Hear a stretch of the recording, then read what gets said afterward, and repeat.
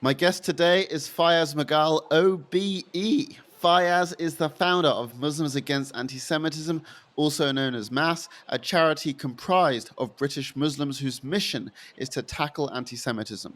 In addition, Fiyaz is also the founder of the anti-Muslim hate crime monitoring project Tell Mama and the interfaith organization Faith Matters.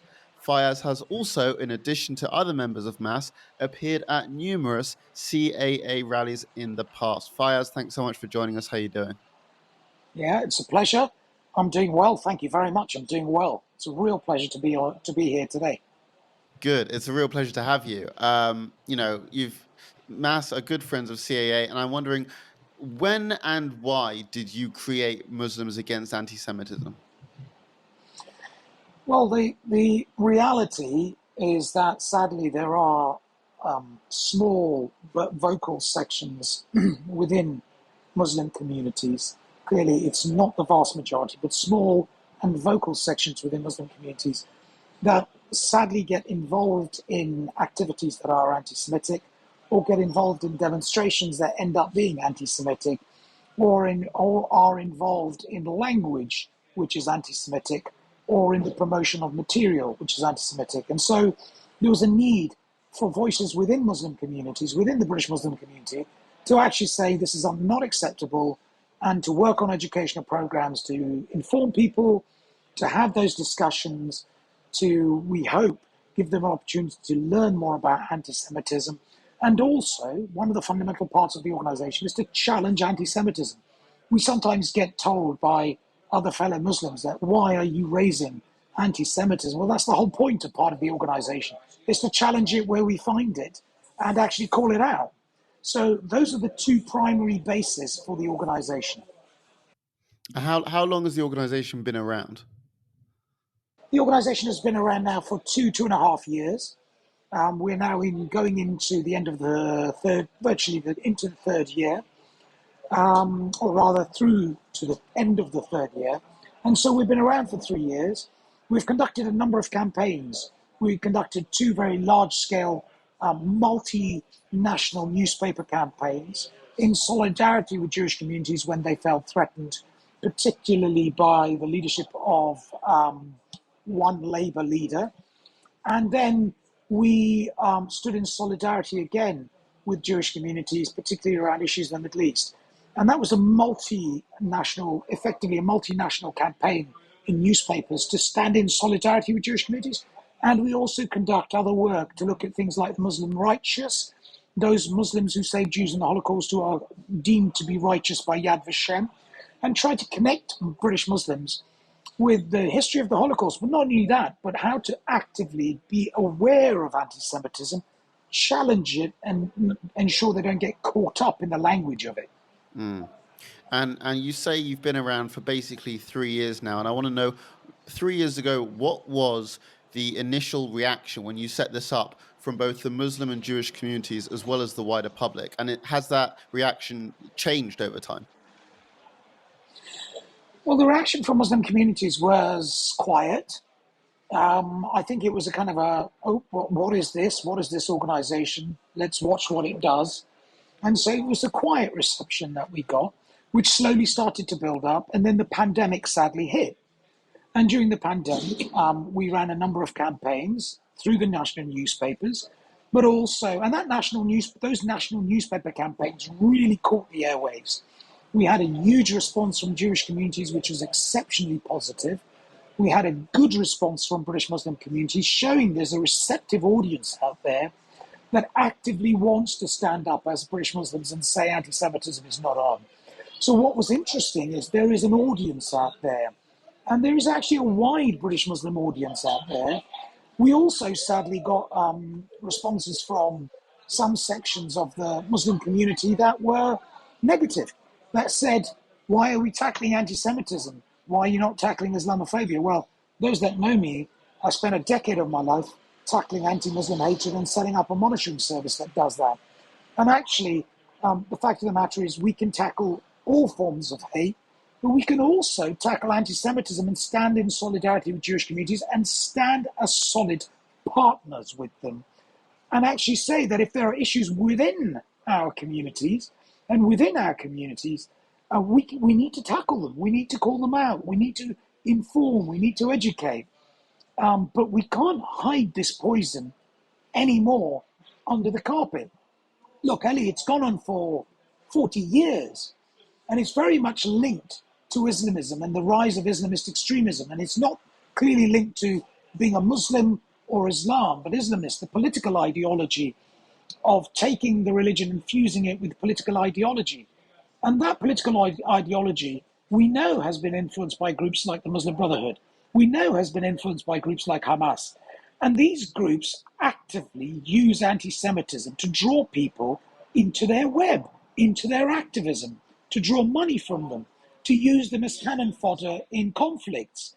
And so, it is clear that anti-Semitism is part of a campaign by Islamist groups and by those who actively dislike or hate the entire state of Israel and de facto Jewish people as a means of mobilizing more people against Jews, and in the way by using anti-Semitism to do that.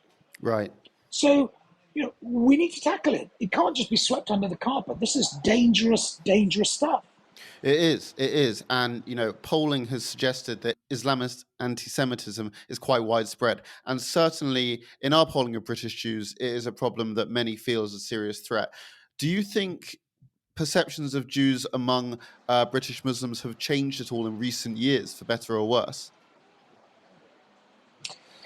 So the first thing to say is, campaign against anti-Semitism, you have really kind of got out there and done a lot of polling work. So first of all, thank you for doing that, because it's informed our work. And the polling work was essential to look at the level and the depth of this issue. Now, clearly it's not in the majority, but it's a clear, vocal minority which is quite entrenched. It's pretty clear now it's quite entrenched, okay? So this is a long-term problem. What has happened in British Muslim communities is fascinating and interesting.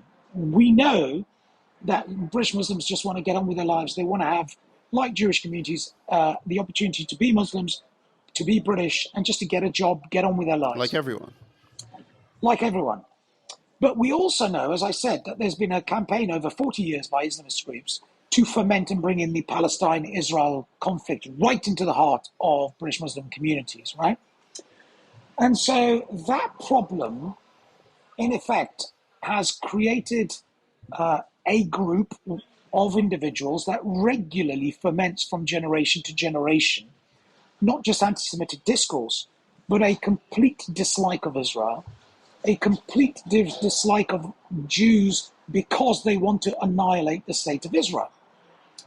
And so there is, it seems to be, from my experience, a 3-generational, 4-generational passing on of this kind of dialogue that has been going on, and it really needs to change. So, in a way, if I can summarize, more British Muslims empathize with British Jews, more British Muslims have a connection with British Jews than any other faith community. More British Muslims feel a gut-wrenching pain when British Jews are targeted. But correspondingly, that small but vocal minority within British Muslim communities has become much more entrenched, much more vocal, much more aggressive, and willing to turn out and intimidate Jewish institutions, Jewish communities, and those where there are larger concentrations of Jews. Take, for example, who would have thought in London a convoy of people from Bradford would turn up in Golders Green to talk about raping Jewish women?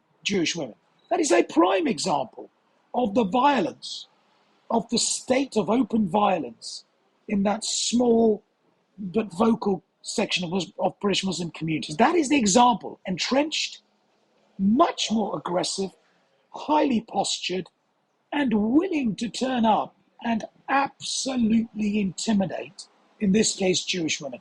You would have never heard that 25, 30 years ago. As you say, the majority of British Muslims are appalled by these people, and these Islamist attitudes affect Muslims as well as Jews. Well, yeah, the Islamist views effectively bestialize Islam. They reduce it to the most basic form of emotion: hate, rage, anger, sadness. They destroy the nuance within Islam, the poetry, the beauty, the flourishing of it. They brutalize Islam. They make it so brittle that it becomes even painful for believers in Islam to sometimes carry on believing in it. This is what Islamists are doing. And so they are damaging the religion from within. And it is essential for British Muslims to take them on, right? They are in some way, and somebody used this term, and I'm going to use it, but they are bastardizing the beauty of Islam. And we have to challenge them. So they are a threat to Jews, but they are a threat to Muslims and to the identity of British Islam today. And they certainly are a threat to people like me, who believe in pluralism, who don't believe in the supremacy of any religion, who believe in actually caring for others, who believe in living and let live, who believe actually that everyone should just be who they want to be and to defend that right. And so it is fundamental to win this battle. And 4 generations have gone by. We cannot have a 5th and 6th generation, because in the end, it's not just about oral anti-Semitism. This is also about the targeting of Jewish institutions, the planning of plots against Jewish institutions, the attempt to target and bomb synagogues. And there is history here, right? We have cases of people who've been staking out, sadly British Muslims, who've staked out synagogues for actions on behalf of IS, Islamic State, or so-called Islamic State. So there is form there. We need to be careful. We recently saw this, the Islamists, I believe, from Blackburn, who traveled to Texas and held those 11 people in a synagogue hostage. He was a British Islamist, and it's just quite shocking that he managed to make it all the way over there. So I want to know, in your opinion, how are these views being spread in this day and age? Is it online? These views are being spread predominantly online. They are predominantly online today. The old days of giving out leaflets, whether it was the National Front or Islamist groups or Al-Muhajirun round corners, are gone. In fact, in some ways, those days it was quite easy to manage this kind of information, right? Because you got them off the streets, they got hounded out. Jewish groups in the 60s hounded out the National Front where they found it. So, it was pretty easy to manage them. It is completely unmanageable to some degree, to a great degree today because of the online world. So this material is online. 2, the clever use by YouTubers of videos that YouTube fails to take off, whether in the UK or whether in Pakistan or whether in the Arab language, means that people can get access to this. 3, flash demos, quick demos that turn up and attempt to intimidate the Israeli ambassador, for example, are then used to draw in other people to say, oh, look what we did, you can do this as well. These kind of flash demo videos, the online material, the YouTubers and the influential YouTubers online are all ways that this is being perpetuated. And in the end, we have to ask the question, that how is it, and I have to ask this, and I've traveled to Israel on numerous occasions, both religiously, socially, and because of interfaith work. How is it that I find much more radicalism in Britain, in parts of my co-religionists, than I do in Israel? How? This is a question I have to ask. How is it that I find pluralism of Muslim communities in Israel, and I find, for example, British Muslims targeting members of the Shia community or members of the Ahmadi community here, right? So they're targeting their own minorities here. Yet in Israel, there's a sense actually of let live and let live within Muslim communities, which are very disparate in Israel. So why is it I see a sense of deep radicalization in that small but vocal section of my co-religionists that I don't even see in an area of significant, let's say, tension, being Israel being placed into the heart of the Middle East. I don't see it there. And so these are questions nobody wants to answer, but they're questions we have to ask. And it demonstrates the level of radicalization and extreme polarization that have seeped in here. And one other thing I have to say, this government talks up a good talk about challenging extremism. And I've been working on challenging extremism for 2 decades, but I have seen very little work in the last 3-4 years on challenging extremism from this government. I have seen very, very little operational community-based focused work. In fact, over the last 2.5 years, virtually nothing on the ground. So, they've got to stop talking up the talk. They've got to start challenging these Islamist groups through projects, through vocally supporting members of the British Muslim community who stand up, and actually start investing in some of the projects to say, yeah, we're going to take them on. In your opinion, how successful or unsuccessful do you think the government's Prevent project is?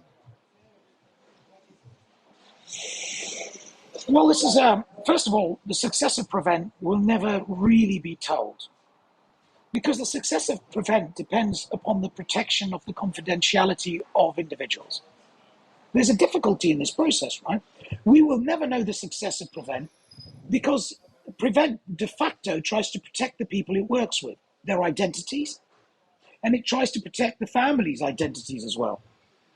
What I know from my direct experience of engaging in serious case reviews, right? One in Brighton, serious case reviews in other institutions, but in my engagement in going out there and working previously as a counsellor in Prevent work and on multiple programs of trying to get people to understand what this program is doing, is that there have been multiple successes in stopping people from traveling to Syria, to Iraq, to areas where they were going to join Islamic State or Daesh or Al Qaeda. So there have been multiple successes in stopping and diverting individuals away from extremism. That's the first thing. The second thing to mention is that lives have been saved by this project. Multiple lives have been saved by these projects. But you can't tell anyone because it is all under wraps. And so therein lies the difficulty. So the last element that the government has also, in a way, hobbled its own program is that between 2010 to about 2015-16, the government was not actively defending its program online, nor was it defending its program by ministerial statements in significant volumes or numbers. It left the ground open for Islamist groups to continuously erode trust within sections of Muslim communities in the Prevent program. Now, I can tell you, because I was there right at the start from 7/7 of trying to tackle extremism and the development of programs to tackle extremism, I can tell you there was more discussed, more engagement, more direct community engagement by Labour ministers in 2007 and 8, 9 and 10, just before the election, by people like Hazel Blears and Ruth Kelly and others, with British Muslim communities to explain the programme than there ever was by ministers after 2010. Between 2010 to 2015, the coalition government and the Conservative government, subsequent Conservative government, literally said nothing to defend their programme, and they left that ground open, meaning that for 6 years, Islamist groups totally undermined the programme in some parts of Muslim communities and made it unpalatable because there was an open ground and they manipulated and they used it. So these are the three elements of why Prevent is getting a real knocking in parts of Muslim communities. One, you can't really tell people the honest truth of the successes because you have to defend identities. Two, where there have been successes, those successes have not been properly put out and explained. And three, the government has been very slow in defending the program and explaining it well and putting out clear, succinct, consistent communication on this. And so, to some degree, they have been their own worst enemies in how that they have tried to build up trust, or rather the lack of trust that is built up because of their inaction. Hello, thank you very much for watching. If you're enjoying this interview, please like the video below and subscribe to our YouTube channel so you never miss an episode of Podcast Against Antisemitism. Now, back to the podcast. And, you know, Muslims Against Antisemitism and CAA have stood together against acts of Islamism, most notably last year, the Sarah Halimi rally. You personally have spoken at several of our rallies. Could you tell the listeners how and why you came to be involved with us? Well, I came to be involved with you because I saw you visibly and vocally doing the work, actually rallying people at some core times when there was real fear in Jewish communities. Now, clearly, I'm not Jewish, but I have a real strong umbilical connection to the British Jewish community. And I can feel it when they're hurting. I can feel it. And they were hurting when the Jeremy Corbyn leadership was in full swing. They were hurting badly. And that is when CAA invited me to speak at one of the events in Parliament Square. And the pain of the community was so significant that there were hundreds of members of the British Jewish community that turned up to that CAA rally. And there were hundreds of members of the British Jewish community who were there. And that told me that there was a sense of fear. And that also told me that the space within the community was being filled by the CAA because it was actively giving them the opportunity to voice and vocalize their concerns. So you play an important role to give the mobilizing impact for the community, but also give the community, the British Jewish community, reassurance and a voice at these moments. So the Jeremy Corbyn leadership element was one element, one area where I was involved, and I was honored to be there. The second was clearly the BBC and the portrayal of the attack on these Jewish young people in Oxford Street. And the way that the BBC suggested that that was a tit for tat attack around anti-Semitic hate and Islamophobic hate. There was no such thing. The fact of the matter is it was a full-on anti-Semitic set of incidences against Jews just trying to celebrate Hanukkah in the center of our city and celebrate it peacefully. Full stop. That's what it was. Indeed. You know, it's worth pointing out that after an unsatisfactory investigation carried out by the BBC's Executive Complaints Unit, Ofcom has had to step in and is currently investigating. I want to know, Fiyaz, what is your view on how the BBC reports on both the Jewish and Muslim communities and on issues of anti-Jewish hatred and anti-Muslim hatred? Well, I can tell you on anti-Muslim hatred, it's taken a long time. This is talking from my time when I set up the anti-Muslim hate monitoring service. It took a lot of effort for them to take this issue seriously. This was 2010. The reporting of incidences in the BBC was very shallow. In other words, unless it was a very serious incident, they were not going to report, or there was not much reporting at all on other incidences, unless there was a death. Seriously, it was a massively serious, grave injury before you got anything around anti-Muslim hate in Britain on the BBC in those days. And so it took us a lot of energy and effort and explanation and evidence to get them to move. And they did move. To be fair with them on anti-Muslim hate, they did move. But it took time, energy, and effort. And the flippancy of some of the sentences around anti-Muslim hate changed. And so it went from just documenting serious cases to documenting the non-serious cases and the feeling within Muslim communities. And that was important. Now, let me take the issue of anti-Semitism, because there has been movement on the anti-Muslim side within the BBC, which I welcome. I warmly welcome. I admire that. They're doing their job. But as a British Muslim, I have to say that it feels that anti-Semitism is kind of a second burner. And that's really bizarre for me to say.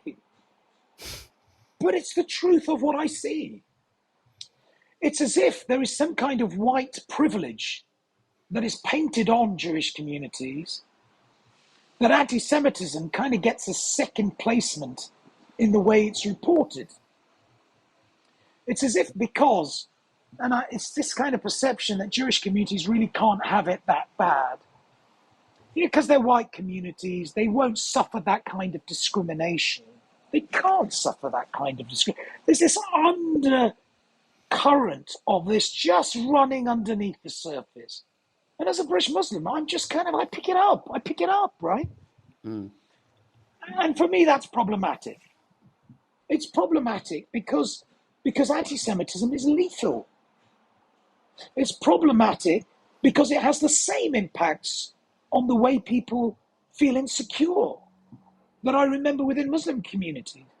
But the fact is that Jewish communities have a longer history of feeling insecure and a much more, let me just say, a history which is far more dangerous given what's happened 8 years ago in Europe. So when you add all of that together, when reporting doesn't take into account what is really happening around anti-Semitism, the impact becomes magnified, if that makes sense. You know, what happened 8 years ago, the fight for over 100 years for Jews to be accepted into British society, the issue they get blamed for things that happened in Israel, that they have to explain things of what happened in Israel, the feeling of discrimination that's there, the actual discrimination that's there for some Jews, you can understand why they say, if you can't even document the facts on anti-Semitism, then the pain is going to be deep. And the pain is deep in Jewish communities. I don't have to be Jewish to feel it. In fact, that tells me it is very evidentially tangible, because I'm not Jewish and I still pick it up. Right? Yes. Right? So it's pretty blatantly obvious. Yeah. I think everything that you've just said really goes to the heart of what prompted the BBC rally. It was just the final straw of a series of shoddy reportings. And, you know, as we mentioned earlier, you spoke at that rally. You spoke so well at that rally, and it was so great to have you there. Now, it's funny, earlier, in the podcast, earlier in the podcast, you mentioned the National Front. Now, during the rally, it came to our attention that Tony Martin, the leader of the National Front, was standing in the front row, filming all of us, filming the speakers, filming the audience members. And when we noticed this, he was firmly yet safely ejected. And then you came on to speak. And what was quite a weird and unsettling moment actually turned into quite a nice, inspiring one, because we saw the far right literally get moved aside for Jews and Muslims coming together to stand against hate, which is basically everything they stand against. I loved it. What was your reaction when you realized a far right leader was standing amongst us? Well, I was left with so many emotions and reactions, right? So let me just tell you the ones that stick in my mind. The first thing was, oh my God, Jewish communities really know fascists and smell them out a mile away, right? Yeah. The first thing is, within an instant, members of the CAA just went round him and said, fascists out. They didn't touch him. They just got round him and said, fascists out. They smelt him out, right? Immediately. So for me, that was like, whoa, this is brilliant. The second thing, it was done. It was done with no violence. It was done by just basically saying, you're not wanted here, please leave. And he left. I mean, he tried to struggle around a bit, but nobody touched him. And everyone went, no fascists here, don't try to divide us, leave, and don't try to taint us by you attaching to us. Get out, right? So it basically said that Jewish communities are standing with other communities in this battle, and that fascists are not going to divide us. That's another thing that came across. And the third thing that it said was that Jewish communities are part of the heart and the fabric of our security, our collective security. I mean, God damn it, how many times do I have to say to some of my co-religionists that our joint security is the only way we're going to tackle hatred going forward? And that each time an individual from the British Muslim community opens their mouth and brings out anti-Semitism, you defeat both our communities. You defeat both our purposes. In fact, you hobble both of us. And so the fact of the matter is, I came about with this. The solidarity. I came about with the fact that Jewish communities' intelligence of far-right members is so far in advance of anything I've ever seen. And third thing, I just took my hat off to the community because they managed him so beautifully. I don't know whether I would have managed my emotions that well, right? Because, all I'm saying is that the Jewish community did it professionally, but by heck, they got him out there. Nobody was touched, nobody was harmed, but he was just gotten rid of, and he went away. Well, so it was poignant. Yeah, I think you need to give some credit to yourself as well, because what could have potentially ruined the rally was so with class diffused when you came on and you just reset the scene and you sort of asserted this feeling of unity. It was so cool to see. I want to know, what would you say is, I want to know, what are some of your proudest moments in Muslims Against Antisemitism? I think some of my proudest moments, were, we're running those campaigns at a time when there was a real fear of the leadership of Jeremy Corbyn. And actually just putting out, and it went out in 3 national newspapers, the fact that we, a core of us British Muslims, stand with you. We just hear you. And just that thing about we hear you and we connect with you was what British Jews wanted. They didn't want special treatment. They just wanted to be acknowledged. They wanted their fears to be acknowledged. It's a basic human concept. It's a basic human need. And I think just doing something like that, for me, it didn't make me proud of me. It made me proud of the way that I put it this way, that many other communities can learn from what the Jewish diaspora experience has been. But it also gives me a lot of inspiration. The Jewish communities give me a lot of inspiration in so many ways. And this was another form of inspiration, because what many British Jews kept saying to me is, we don't want special treatment, we just want acknowledgement.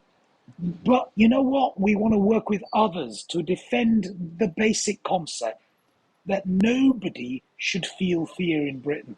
And for me, that is the most basic concept we always need to defend. So when somebody comes up on the political horizon that tries to take that away with flowery, cottony, cotton wool language, we smell them out jointly and we jointly call them out. And I really don't want to hear from some parts of my co-religionists, what about Gaza and Israel? At those moments, because in my opinion, at those times when we are threatened in the United Kingdom, we need to step forward together and we need to deal with the threats that are going to impact us here. Okay, it's not disregarding the affiliation and affection and the connection people have with the Middle East. It's not disregarding them. But we have some battles here we need to stand by together. And we need to, by going through them, build those stronger bonds. Right. Now, I also want to talk about some of your other projects, because in addition to your work with Muslims Against Antisemitism, you are also the founder of Tell Mama, which, as we said, monitors anti-Muslim hate crimes and provides assistance to victims. How did this project come about?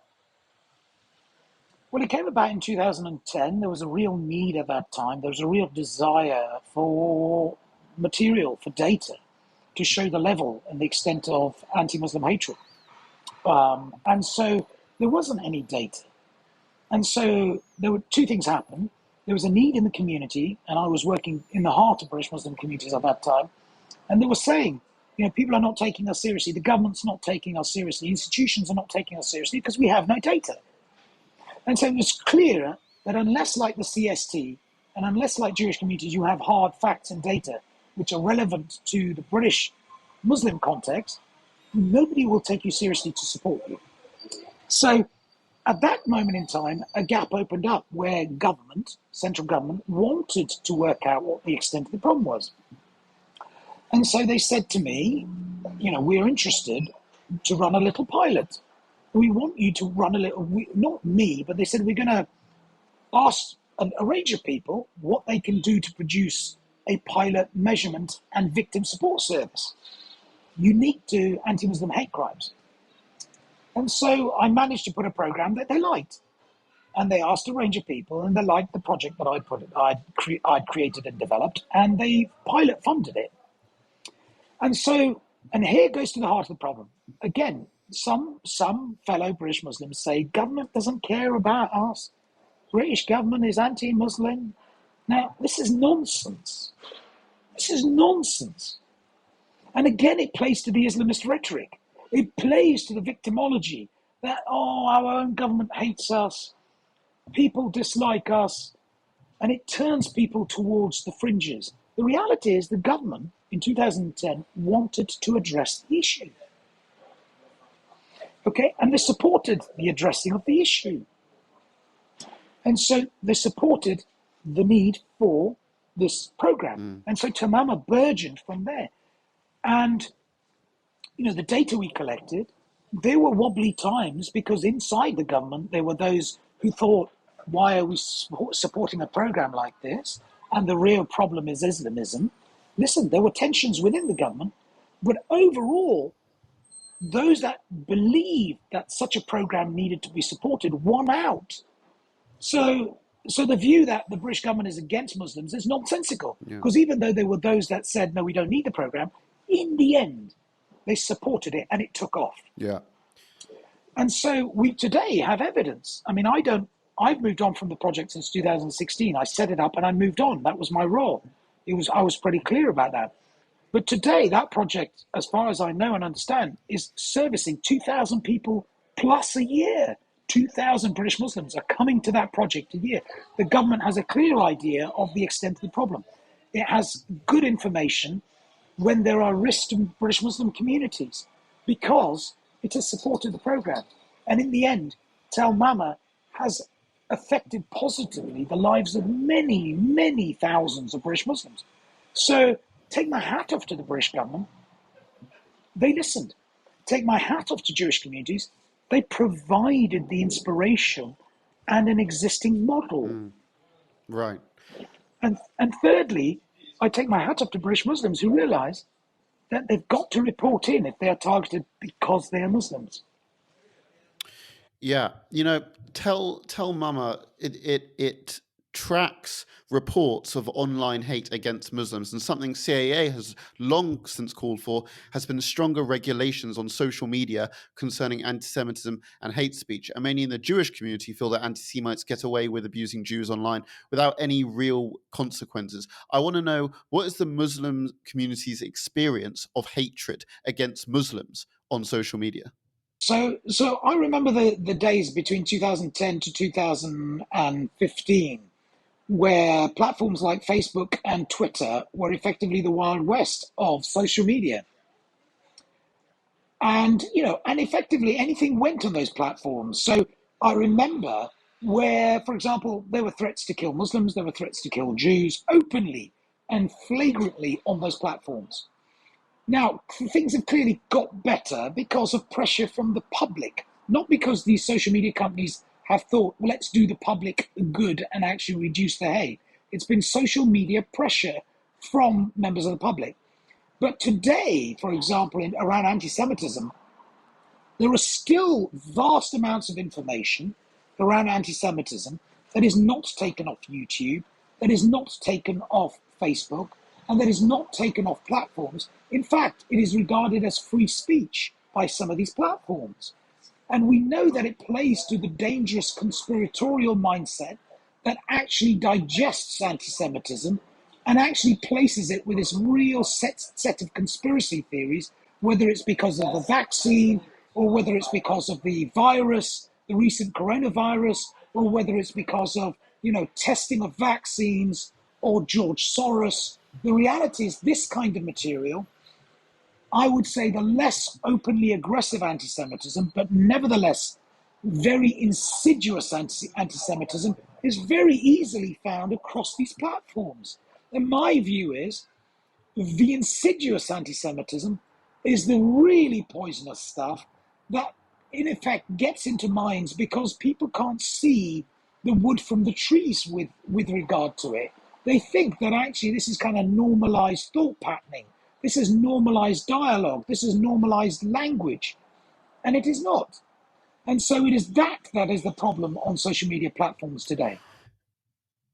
Many of our listeners will already have a good understanding of anti Semitic stereotypes, but may not be as aware of stereotypes against Muslims. What are some of the tropes or stereotypes against Muslims that people should watch out for? Well, I mean, you ask a really good question, Ali, about stereotypes and tropes that people can recognize if they're targeted towards Muslims. A couple of things that people should realize around tropes that are targeted to Muslims. I would say if people start talking about demographics and the numbers of Muslims in the country, that should be a red flag, particularly demographics which are framed in the context of being a threat. Okay? So that should be a red flag. If people are talking about demographics of Muslims for health data, that's completely different, perfectly normal. But if it's framed as a threat and demographics, that is a trope. Because there is this constant trope around Muslims breeding to take over the United Kingdom, breeding to take over Europe. That is a very serious trope and actually should be a red flag for anyone listening. The second kind of trope that comes across regularly is sadly around the grooming scandals. Now, clearly there were many individuals involved of Pakistani heritage. We can't get away from that fact, but it doesn't mean the way that the far right started this trope, that actually all Muslims are inherently paedophilic. And that in itself is a very serious trope. It's a grave trope against Muslims, that Muslims are paedophiles. And that's been pushed quite significantly online, and it has had impacts. We've had a person who was murdered in Rotherham, an elderly gentleman who was murdered in Rotherham because of two individuals, or rather one individual who was charged and found guilty of the murder, who basically attacked an individual and in the attack said that he was some form of a groomer. And so these have deadly consequences. And the fact of the matter is that is a grave trope. The third thing I would also say is those trying to push the view that there is some kind of secret plot to Islamize the United Kingdom is this complete nonsensical trope. There is no secret plot to Islamize the United Kingdom. There are Islamists that have been involved in trying to promote a view of Islam through their Islamist activities. But there is no plot, there is no major takeover, there is no globalized attempt like the way that George Soros is portrayed as some kind of person trying to promote, a Jewish takeover of the world. These are nonsensical tropes. One against Jews, and two, the tropes to secretly Islamize the world and the country is an anti-Muslim trope. It's nonsense. And so these are just some examples of the tropes. And the last thing I would say is there's another trope, which is pretty much linked to demographics, that Muslims are trying to outbreed the rest of the communities. I mean, I've never heard of such nonsense as if there's a baby-making set of factories of British Muslims just churning out children to try to outpopulate the rest of the population. But these are things I have heard. Fayaz, I really want to thank you for your time. And as we wrap up, tell the listeners, what have you got coming up and where can people find you? Well, now that the pandemic at least has been reduced to the point where we're now meeting with each other, well, we're going to hold an annual lecture on anti-Semitism, particularly from the perspective of outlining where it has come from through Islamist groups. That is something we're going to be hosting up in October later on this year. We're going to be doing a campaign to inform and to, in a way, make aware to British Muslims the language of anti-Semitism. That's going to be run online. So a campaign coming up. And second of all, the annual lecture, which is going to look at Islamist anti-Semitism later down this year. Those are two things on the horizon, but be aware, look at the Muslims Against Antisemitism MAAS website. Please go on there. We'll keep you abreast of our activities. And last but not least, just want to say, from me on a personal level, thank you to the British Jewish community. You've been inspirational. You've been a beacon of light for me in some of the toughest times that I've had. And you've also been, for me, an inspiration in the way that you can hang on to your identities. You can hang on to your Jewish identity in a world that is sometimes challenging, more interconnected, more globalized, and less tolerant of religious values and identities. But you've hung on to that, and you continue to celebrate who you are. For me, that's not just inspirational. That keeps me going. I'm going to leave you with that. It keeps me going every day. Fayaz, thank you so much for all of the work that you do and for appearing on Proudest Against Antisemitism. Thank you, Ali. Take care.